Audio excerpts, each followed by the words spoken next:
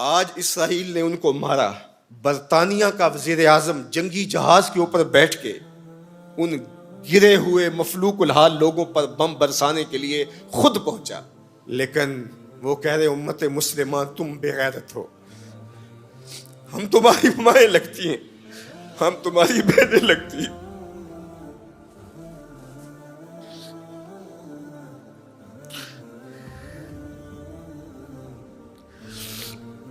ہم تمہاری بیٹیاں لگتی ہیں۔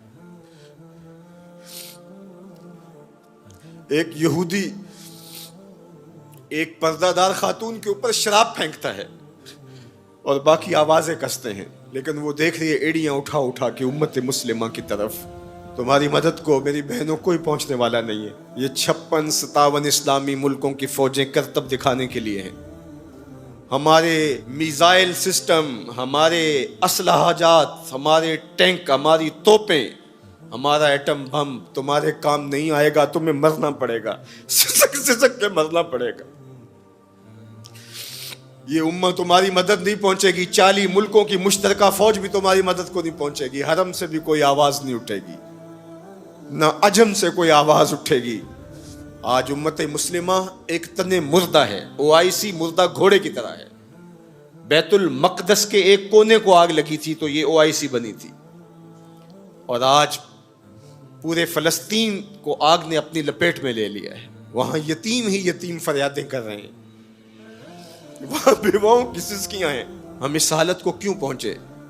اس لیے کہ ہم نے قرآن کو چھوڑ دیا۔ نہ ہماری عدالت میں قرآن ہے، نہ ہماری معاشرت میں قرآن ہے، نہ ہماری معیشت میں قرآن ہے، نہ ہمارے مقننہ میں قرآن ہے۔ 56-57 اسلامی ملک، مجھے بتاؤ آج کسی کو کوئی کہیں سے نکال دے تو دوسرا ملک نیشنلٹی دے دیتا ہے، اس کو شہریت دے دیتا ہے۔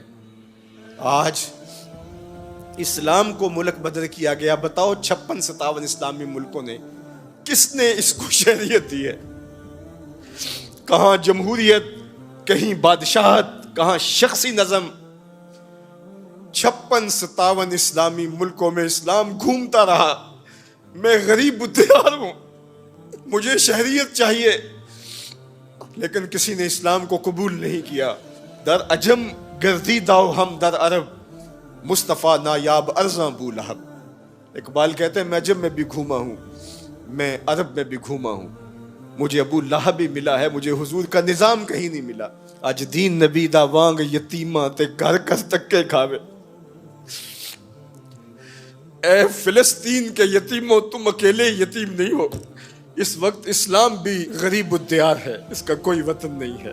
آج اسلام اپنے نظام کے ساتھ کہیں موجود نہیں ہے، اور یہ پستی اور یہ زبوحالی، یہ ذلت، یہ نکبت، یہ رسوائی ہمارا مقدر کیوں نہ ہو، قرآن سے دوری کے نتیجے میں رسوا ہو گئے۔ ہمارے دردوں کا مداوا قرآن ہی ہے، ہمارے دکھوں کا علاج قرآن ہی ہے۔ گر تو می خواہی مسلمان زیستن، نیست ممکن جز بقرآن زیستن۔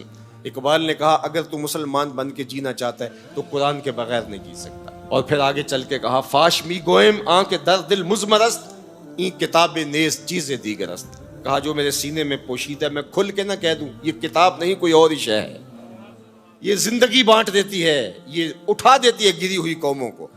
اللہ اکبر۔ تو ہم نے اس قرآن سے جڑنا ہے،